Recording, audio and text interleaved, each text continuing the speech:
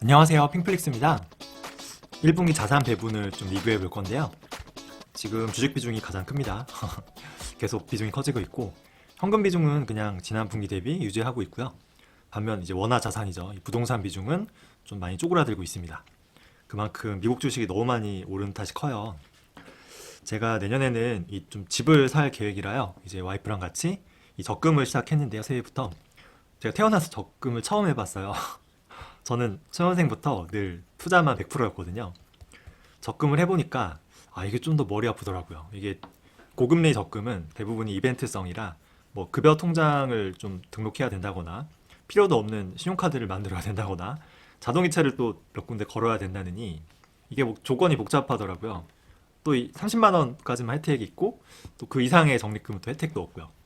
그래서 사실 적금이 금리가 사실 투자 대비하면 낮잖아요. 또 조건도 좀 까다롭고 또 이게 무엇보다 이제 원화 베이스 자산이잖아요.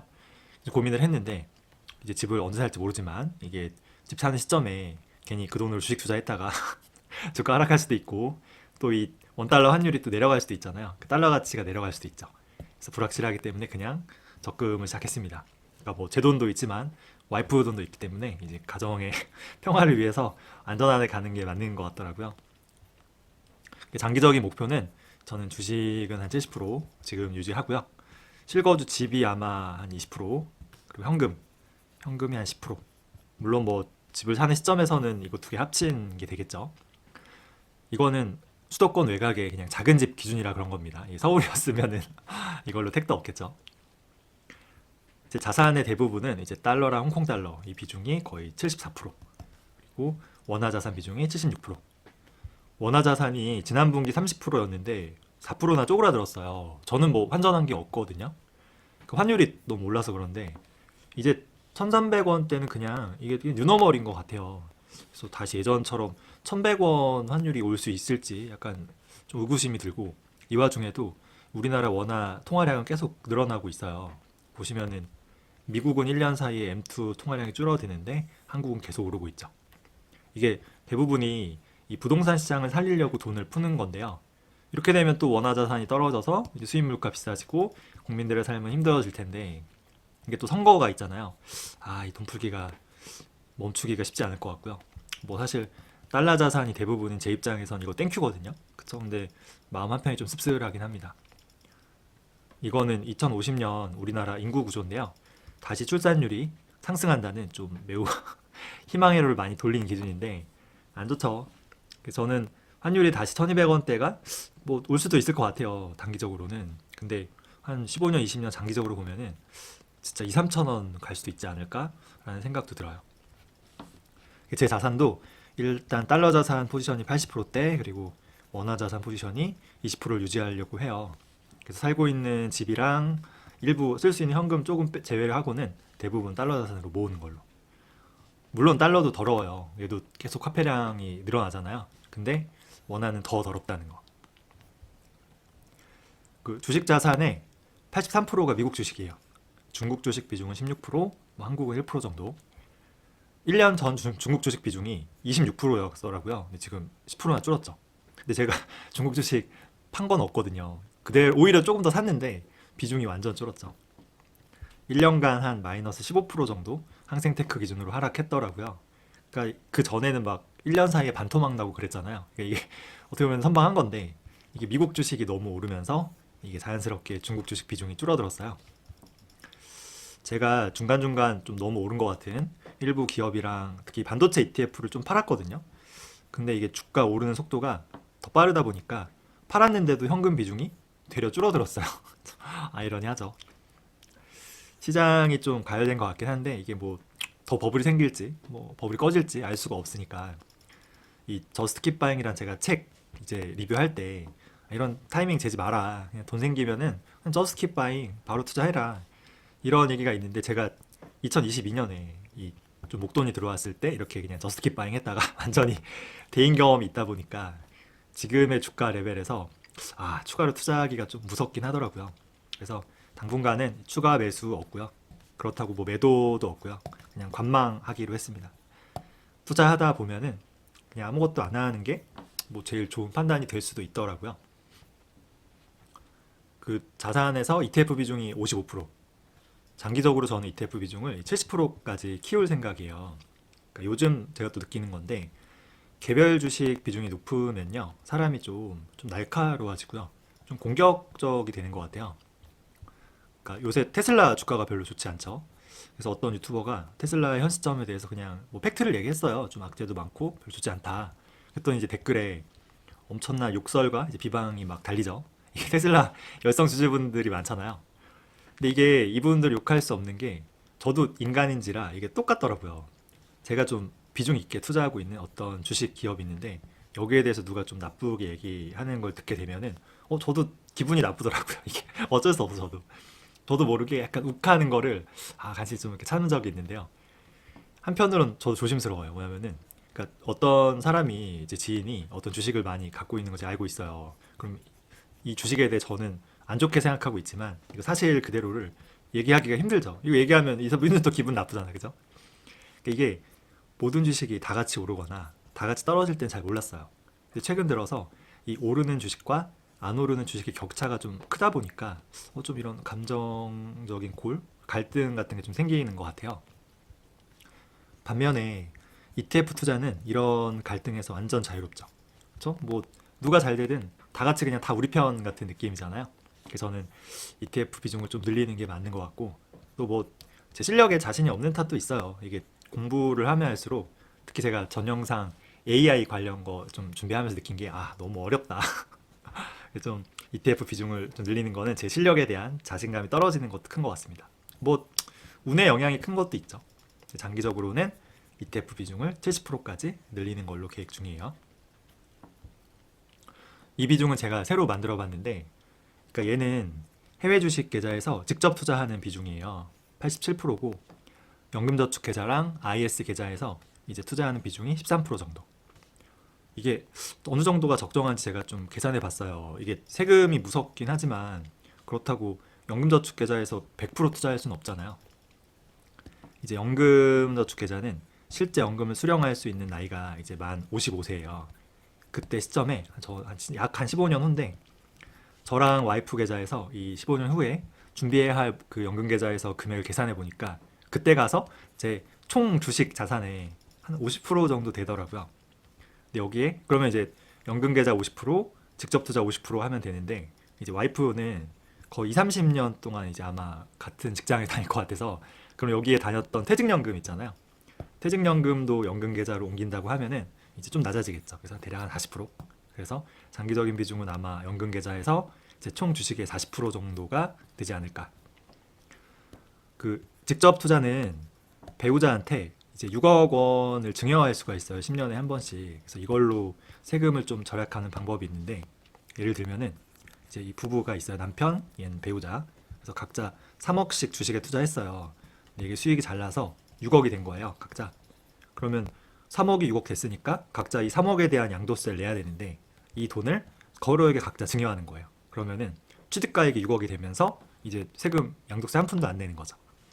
근데 이게 국세청이 바보가 아닌 이상 이거를 계속 묵인하지는 않겠죠. 그래서 이거를 편법 증여라 보고 단속하겠다는 루머가 있더라고요. 그래서 직후에 세금을 절약할 수 있는 방법도 장기적으로는 어떻게 될지 모르고 뭐 지금 뭐 금융종합 세금 뭐 생긴다고도 하잖아요. 그렇다고 연금저축계좌도 100% 세금으로부터 안전한 게 아닌 게요. 나중에 이거를 이제 돈을 연금으로 받을 때 이제 제일 무서운 세금 건강보험을 적용할 수 있다는 말도 있죠. 그래서 뭐 미래의 세금이 어떻게 될지 알 수 없으니까요. 좀 같이 하는 게 맞는 것 같고요. 장기적으로 저는 직투 계좌가 60%, 연금저축 계좌가 한 40%를 목표로 할 것 같습니다. 뭐 아직은 갈 길이 멀죠.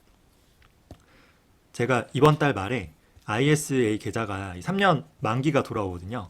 그래서 이때 이 만기된 돈을 이제 연금 계좌로 이제 옮길 예정이에요. ISA 계좌가 연금 계좌로 옮길 수 있는 게 3년이니까 이게 1년에 2천만 원까지 넣을 수 있잖아요. 그럼 총 6천으로 알고 있는데 마지막 해에도 넣을 수 있어서 이게 총 8천까지 옮길 수 있더라고요. 그러니까 예를 들어 21년에 가입하면 이때 2천만 원, 22년에 2천만 원, 23년에 2천만 원, 이제 만기죠. 올해 2천만 원 더해서 4천만 원, 총 8천만 원을 연금 계좌로 옮길 수 있는 거죠. 그래서 이거 제가 이번 달 말에 한번 해보고 또 관련 내용 공유해 보겠습니다. 섹터별 비중이고요. 미국 IT 비중이 제일 높죠. 그쵸? 반도체 비중도 굉장히 높아졌고 나머지들은 비중이 좀 많이 하락했어요. 배당이나 리츠 쪽 포지션도 제가 좀 높이려고 하는데요. 뭐 두 가지를 계획 중에 하나는 이제 SCHD 그리고 하나는 이제 리츠의 상징이죠. 리얼티 인컴.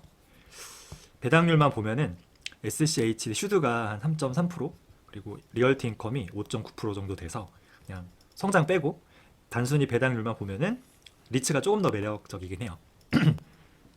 제가 초단기 3개월, 1개월, 3개월 물이죠. 초단기 채권에도 투자하거든요. 달러로 된 거. 이게 피커로 보면은 빌 ETF인데요. 이거도 배당률이 연 한 5.14% 정도 돼요. 물론 얘는 이런 주식이랑 리츠와는 달리 성장은 없죠. 성장이 없고 단기 채권이다 보니까 향후에 금리가 내려가면은 이 배당률도 같이 내려가겠죠. 근데 현금을 이제 매수 대기 자금으로 갖고 있기에는 굉장히 매력적인 것 같습니다. 그 배당 투자의 매력은 이게 심리적인 안정감 같아요. 이게 배당이 되면요, 이 문자가 오잖아요. 얼마 들어왔다고. 그러면은 좀 마음의 여유가 생기더라고요. 배당 들어왔는데 좀 오늘 와이프랑 맛있는 거 좀 먹어볼까? 제 대부분의 투자가 뭐 지금도 그렇지만 성장주 위주라 이게 배당이 약했어요. 그래서 뭐 배당 문자 사실 간에 기별도 안 왔는데 이게 리츠도 제가 좀 하고요. 단기 채권도 좀 많이 요새 하다 보니까 이게 현금 비중이 높잖아요. 제가 배당률이 얘는 세고요. 이게 배당금이 꽤 커지더라고요. 이제 나중에 10년 후에 포트폴리오의 절반이 이런 리츠나 혹은 배당 쪽이 되면은 좀 더 삶이 여유로워지지 않을까라는 생각을 해봤어요. 일단 뭐 단기적으로는 추가 매수 없으니까요. 뭐 목표도 없습니다. 근데 아주 장기적으로 한 15년 후에는 아마 미국 IT나 반도체 이런 성장 쪽에 한 50% 그리고 배당이나 리츠 쪽으로 한 50%가 되지 않을까. 그래서 자산을 계속 불리고 뭐 성장하는 것도 좋죠. 근데 나이가 이제 들어갈수록 좀 심리적인 안정감도 중요한 것 같고요. 이 투자로 번 돈 무덤에 갖고 갈 거 아니잖아요. 이제 지금의 행복을 위해서 쓰는 것도 중요한 것 같아요.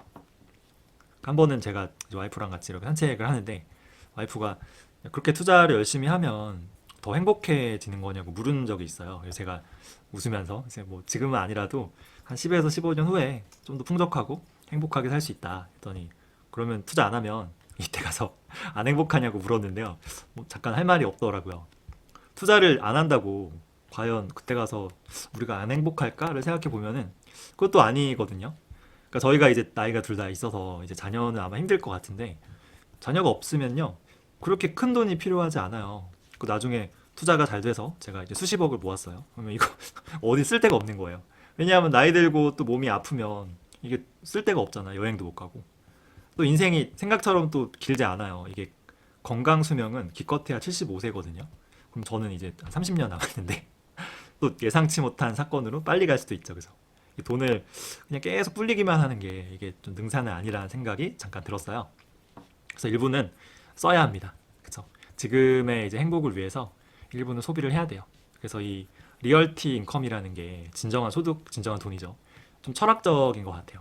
진정한 돈은 계속 불리기만 하는 이 사이버 머니가 아니거든요. 현실 세계에서, 이 리얼 세계에서 지금의 행복을 위해서 써야 되죠.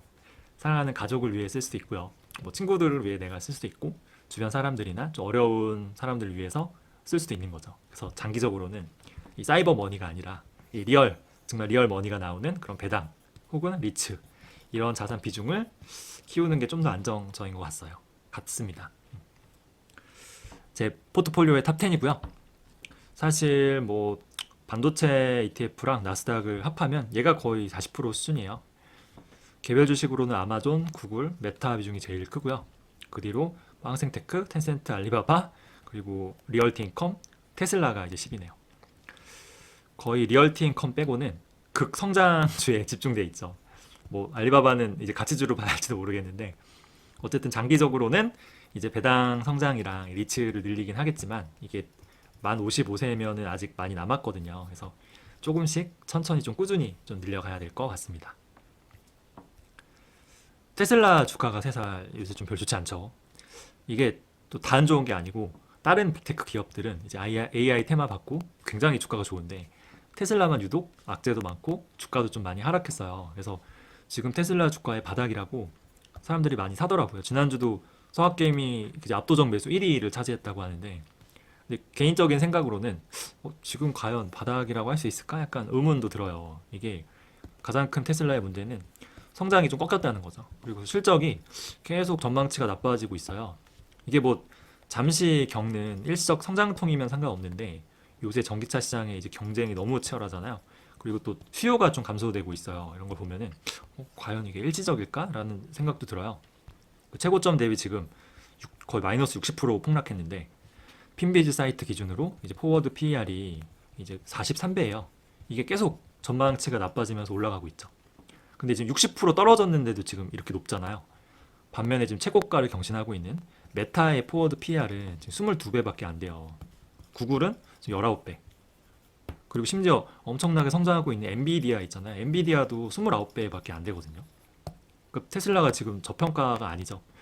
그렇다고 아마존처럼 얘가 R&D 투자에 너무 돈을 많이 쓰느라 이거 PER 배수가 높은 것도 아니잖아요. 사실 빅테크 기업 중에서 매출 대비 R&D 투자 제일 안 하는 회사가 테슬라거든요. 그러니까 이게 결코 바닥이라고 할 수 있을지 약간 의문이 좀 있어요. 물론 테슬라는 아직 실적이 안 나왔을 뿐 이제 뭐 자율주행이나 AI나 뭐 로봇이나 특히 에너지 쪽으로 굉장한 잠재력이 있죠. 사실 저도 이 잠재력을 보고 사실 투자한 건 맞는데 이 잠재력이랑 100% 테슬라 이걸 할 거야라는 이 확신은 다른 것 같아요. 그러니까 이게 뭐 AI나 로봇이나 에너지 사업 모두 일론 머스크대로 과연 말대로 될 수 있을지 저는 솔직히 확신은 없거든요. 이렇게 되지 않을 확률도 뭐 세상의 미래를 어떻게 예측하겠어요, 그죠? 그래서 만약에 테슬라가 이런 분야에서 정말 성공하고 성장한다면은 주가 다 여기서 엄청 오를 수 있죠. 수십 배 이상 오를 수도 있어요. 근데 만약에 실패한다, 그러면은 단순한 그냥 자동차 기업으로서의 밸류로 회귀하겠죠. 그 테슬라는 굉장히 하이 리스크, 하이 리턴의 투자라고 볼 수 있어요. 근데 이런 투자인데 포트폴리오에서 거의 너무 큰 비중으로 이제 몰빵 투자하거나 혹은 이런 AI 로봇 에너지 결국 테슬라가 다 먹을 거야라는 약간 좀 종교에 가까운 신념이나 약간 맹목적인 믿음? 이런 분들이 진짜 많은 것 같아요. 이런 건 좀 경계하지 않을까 싶습니다. 물론 진짜 그 중에는 깊이 공부하고 분석해서 딥하게 이런 리스크 다 감수하고 투자하는 분들도 많아요. 이런 분은 리스펙이죠, 진짜. 저도 그 깊이 공부 못했지만 주주로서 테슬라를 응원하긴 합니다. 제 생각에는 향후에 이제 FSD 구독 그 증가율에서 뭔가 주가 회복의 실마리가 있지 않을까 그런 생각도 들어요. 어쨌든 자 1년 전이랑 비교해 보면요, 제 전체 자산은 이제 28.9% 성장했고요. 주식 자산만 보면은 33.4% 성장했습니다. 그리고 3년 전이랑 비교해 보면은 전체 자산은 70.7%, 주식 자산은 무려 301% 성장했어요. 물론 그동안 제 사업소득이나 근로소득으로 인한 이 추가 투자 금액을 합한 거기 때문에 이게 뭐 진짜 순수한 수익률이 이건 아니에요. 놀라운 성과 정도는 아니지만 그래도 꾸준히 내가 성장하고 있구나라는 좀 뿌듯한 생각도 들긴 합니다. 지금 딱 3년 됐는데 이거를 10년 이상 하게 되면은 어떤 느낌일지 좀 궁금하기도 하고요. 그래서 오늘도 이 시로 자산 배분 리뷰를 마무리하겠습니다. 이제 좋은 술 마시고 은근히 취한 뒤 이제 예쁜 꽃 보노라 반쯤 피었을 때, 그래서 활짝 핀 꽃보다 이 반쯤 핀 꽃이 아름답다고 해요. 제 자산은 이제 반 조금 넘게 핀 것 같습니다. 그래서 아름답죠. 꼭 원대한 이 목표를 이뤘을 때 행복한 건 아니에요. 뭐 한 걸음 한 걸음 조금씩 나아가고 성장하고 있는 지금 이 순간이 제일 행복할 수 있습니다. 준비한 내용은 여기까지고요. 혹시 궁금하신 점 있으면 댓글 남겨주세요. 시청해주셔서 감사합니다.